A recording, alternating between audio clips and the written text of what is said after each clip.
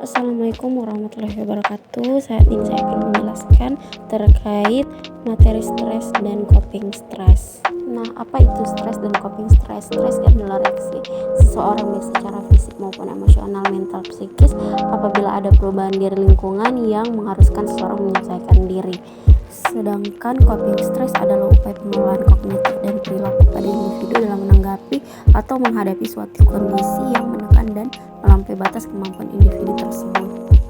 Stres ini memiliki dua aspek penting. Yang pertama ada aspek fisik dan aspek non fisik, yaitu aspek psikologis, di mana aspek fisik ini berdampak pada menurunnya kondisi seseorang pada saat stres sehingga orang tersebut mengalami sakit pada organ tubuhnya seperti sakit kepala dan gangguan pencernaan. Nah, kemudian aspek psikologis yang dimaksud adalah terdiri dari gejala emosi, kognisi, dan gejala tingkah laku yang masing-masing ini mempengaruhi kondisi psikologis seseorang dan membuat kondisi psikologisnya menjadi negatif seperti menurunnya daya ingat, merasa sedih, dan menunda pekerjaan. Lalu bagaimana dengan faktor-faktor yang mempengaruhi stres itu sendiri? Nah, di sini ada terbagi tiga, yaitu ada sudut pandang psikodinamik di mana gangguan tersebut muncul sebagai akibat dari emosi yang direpres. Kemudian ada sudut pandang biologis di mana ini disebut dengan somatic weakness model, yaitu yang memiliki asumsi bahwa hubungan antara stres dan gangguan psikofisiologis itu terkait dengan lemahnya organ tubuh individu.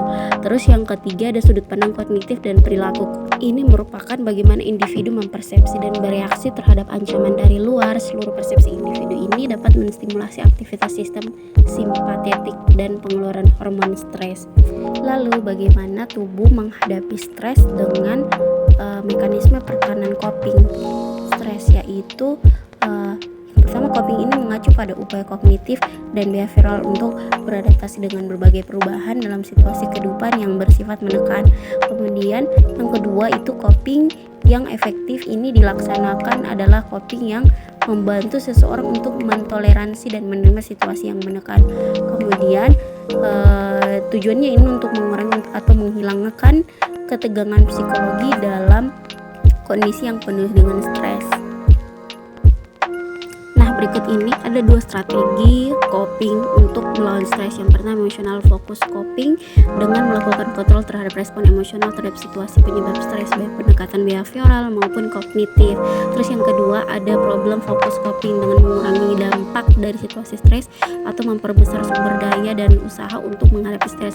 Jadi dalam emotional focus coping ini ada beberapa aspek. Yang pertama ada self control, yaitu penyelesaian masalah dengan menahan diri, mengatur perasaan, mengendalikan diri. Terus yang kedua seeking social support for emotional reason dengan mencari simpati dan perhatian melalui dukungan sosial dari keluarga. Terus yang ketiga ada positive interpretation dengan mencari nilai-nilai positif dari sebuah masalah atau mengambil hikmah, acceptance atau penerimaan, dan adanya lingkaran